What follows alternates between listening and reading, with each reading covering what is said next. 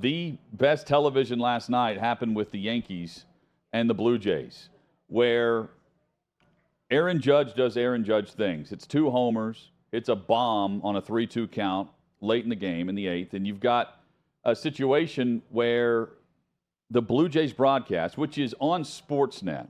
This is not just the Homer network. It is on the broadcast network for all things sports in Canada. It's not on the local Bally Sports package. No, I wouldn't refer to it as that. Or the broadcast crew, led by Dan Schulman, who picked up on Judge looking at the dugout. All right, Buck, so you and I looked at each other at the same moment right when we saw this 3 pitches ago. Watch what he's looking at. Yeah, what is that? Where's he looking? Where is he looking? And he did it more than once. Yeah, it's really, really unusual. But you and I both looked at each other when we saw that. Like, did you see what I saw? Yeah. And you don't want to go, throwing allegations around without knowing, but... No, I have had guys look back when I was catching, and you obviously could see it, and he couldn't see the catcher with the way he was looking right there. Yeah, just did it again. And he pummeled it. I love that part. A country mile for his second home run of the night. Man, once again, he's looking at something. Then the next move is that powerful swing, and he blasts one to center field. I've not seen that before with him. That's a great job by the broadcast team for Toronto because, again, it's a blowout game, but they're noticing that Judge is looking off to the side right before the pitch. And, Chad, as they're describing what they've seen, they're like, hey, we don't really know what's going on here. Oh, he just did it again. And then there's a 3-2 pitch right down the heart of the plate, bomb, and it's gone for his second homer of the game. It was great social media last night and TV as you're trying to decipher what happened. Of course, Judge gets back to the clubhouse and has to answer questions about it. And here's what Aaron Judge says he was doing as he's peeking at the Yankees dugout. Yeah, it was kind of a lot of chirping from our dugout, which I really didn't like in the situation where it's a 6-0 game. And I know Booney got tossed. Like, I was trying to save Booney by calling timeout. Like, hey, hold up here. Like, let me work here. So I was kind of trying to see who was chirping in the dugout. So it's 6-0. Like, Booney got tossed. Let's go to work now. You were talking to your teammates, kind of checking on your Yankees teammates? Yeah, I'm kind of looking like who's still talking here. It's 6-0, and our manager got tossed. He did his job. Like, let's go back to playing ball. Judge handled that perfectly post-game, Chad. Your thoughts on Judge peeking at the dugout and really talking to the dugout and looking at in the same direction while he's on deck about to take the play? So knee-jerk reaction when you sent us that video last night, Hutton, my first response was, wow. And I'm immediately thinking, oh my, the team that got cheated against by the Astros, that have bitched and moaned ever since about the Houston Astros cheating with electronic signals being sent. Right. They've got some dude in the dugout that is watching what's going on or getting signals on pitch comms or something and is signaling their star captain now, Aaron Judge, and telling him what pitches are coming. And we just caught Aaron Judge looking over to the dugout. Now, that was my knee-jerk reaction. When I started thinking about it, I said, well, if he's been doing this, he didn't start on May 15th in the 8th inning against Toronto. There's got to be some other video footage of him looking over the dugout, peeking over, something that's now going to surface because the internet does crazy things. Once one thing's out there, all the little internet sleuths get to work, and they're going to show him doing that over and over again. That didn't happen. Then I heard that reaction and his explanation, and I buy it. I think it's a very likely scenario that with what was going on with Aaron Boone getting ejected, he's hearing chirping. I mean, hey, captain, you never stop captaining, never stop leading.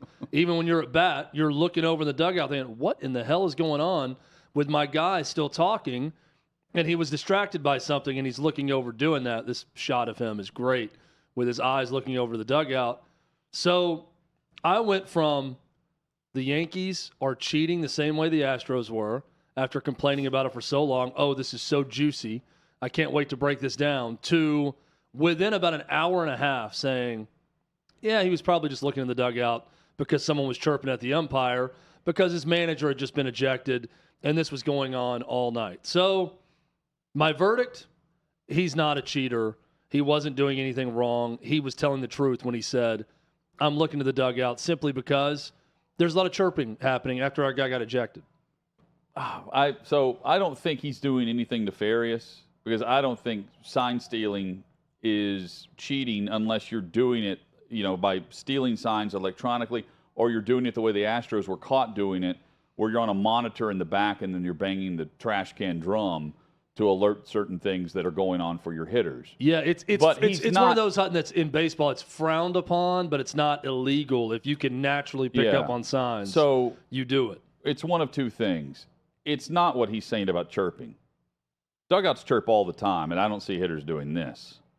So, you talk about managers yelling at calls. He's looking over prior to the pitch where Aaron Boone gets thrown. This isn't him noticing and hearing the chirping after Boone gets tossed. Boone gets tossed on a terrible strike that was called by the umpire, and Judge holds his hand up. He says he's holding time. He's trying to call time to get things situated. But really what I think he's telling Boone to stay in the dugout because they've got this guy on the mound. They know. And if you really dissect it the way John Boy does, you can go back and see while he's on deck, prior to even going to the plate, he's looking in there asking about certain pitch locations. Kurt Schilling will join us later in the show. I know Kurt is going to say most likely he's peeking, trying to use peripheral vision to see where the catcher's set up. But I haven't seen it dissected like this with Aaron Judge, and I think it's pretty clear they knew what pitches this guy was coming with, and even on the pitches that he took that should have been a ball, Boone is getting tossed, and Judge, meanwhile, is waiting on that 3-2 pitch because he had things figured out, and that's why he didn't want Boone coming out of the dugout.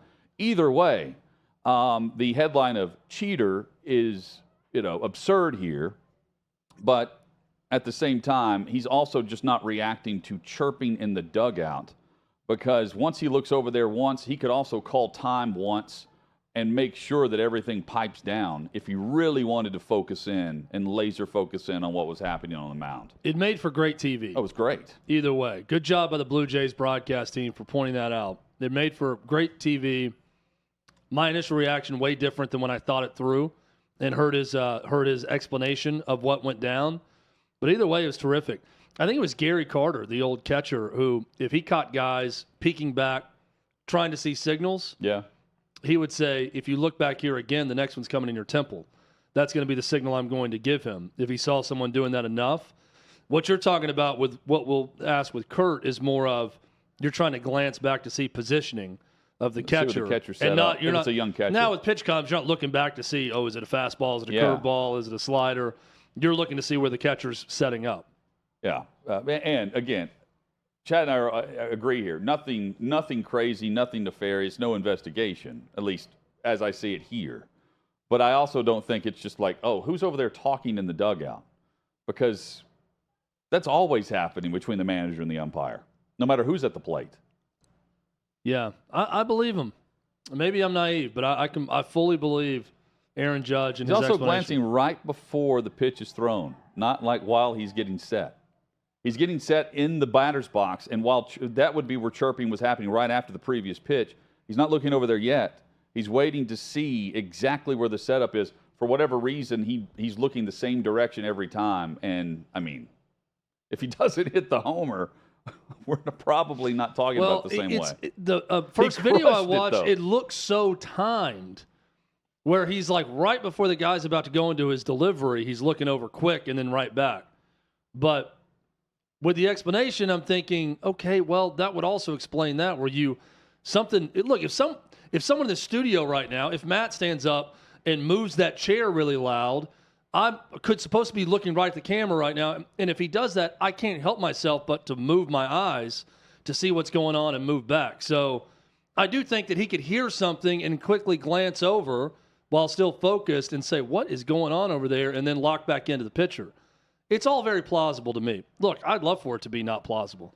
I'd love for them to have some sort of electronic device to talk about where they're cheating and doing the exact same thing they accuse the Astros of doing. But I believe Aaron Judge in this one. He's also telling Boone not to come out of the dugout. Yeah. It was 6-0. I do think score should count in things. The score that homer can counts on his dictate. If you're record, too. down 6-0 and you feel like you've gotten a raw deal all night from the umpire, then by all means get tossed if you want to. Up 6-0 in the 8th seems like a weird time to do that. Aaron Judge also had mentioned that both teams were really all in on the umpire, so he knew someone was probably about to get tossed when that was going on. It was a terrible call, too, that Boone came out and immediately argued. Chad, the NFL is going to have football on 10 separate media platforms this season. And while I don't think you can water down the NFL right now, I do think you can water down how we will find the product across all these different platforms throughout the season. So to recap where we are now, Peacock through NBC is going to pay $110 million for a playoff game. And it will be exclusive to Peacock. It will also, this is just the streaming service, not on NBC. It's going to be the wild card round of the NFL postseason. And also consider it's the same setup as Thursday Night Football for this year, where if you are in the market of one of the teams playing, it will be available to you without having to subscribe to the service. It will be on one of the local networks there. But just to recap here, the NFL is going to broadcast games this season on CBS, Fox, NBC, ESPN, ABC, Amazon, NFL Network, ESPN Plus, Peacock, and then Sunday Ticket is now also on YouTube TV. And while, I don't hear the same jokes that are being told every single year about here is where you find true TV in the month of March, because football fans generally find the product. Ratings did take a huge dip compared to what, and when I say huge dip, there are networks that would kill for 10 million viewers on a Thursday night that we were seeing from Amazon Prime and their streaming services. So don't get me wrong, that's a huge number, but it's down by like 8 million per week based on the move from Fox to Amazon on Thursday Night Football.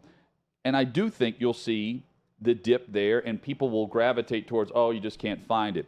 I think this is the NFL agreeing to take a boatload of money where Amazon, for instance, even though numbers were down, they're paying extra. They came back to the NFL after paying $1 billion and said, hey, can we pay you more for the exclusive rights to a Black Friday game every year? Now you have NBC, the exclusive rights holder of Sunday Night Football. They are able to now come back to the NFL and say, hey, we want a playoff game on Peacock, and it's going to be streaming only. That's fine, and it will take some time. But, Chad, while I don't think you can water down the football product, I think for a while we will be watered down on how to find these games and reminding people on where they are if they want to find it, at least for a year or two, before everyone figures out whatever bundle or package they're going to end up with streaming-wise. Because if you're one who's cut the cord, well, I mean, you figured out a way to find the NFL. And for the most part, we always will. But in this case, I'm really intrigued to see how far they'll go on different streaming platforms, because right now they're at 10 and climbing, and you're still getting $110 million from Peacock. And put this into perspective. The Atlanta Braves and the St. Louis Cardinals, for their entire season, received $35 million less than what Peacock is paying the NFL for one game in the postseason. That's likely going to be Jacksonville, Tennessee, or Indianapolis against the Las Vegas Raiders, where the Raiders are playing on the road against a 7 or 8 win divisional winner. That's mind-blowing. One game.